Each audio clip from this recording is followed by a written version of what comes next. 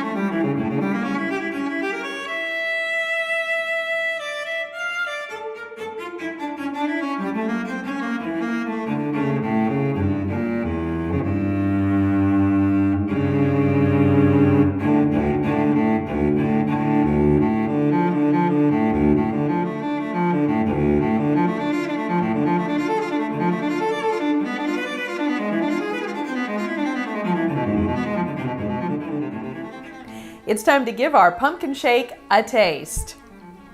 I love the color.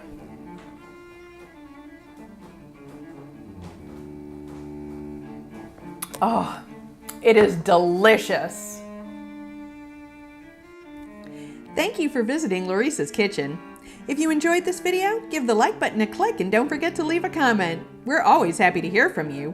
If you haven't already, subscribe to our channel and don't keep us a secret. Share our videos with your friends and family.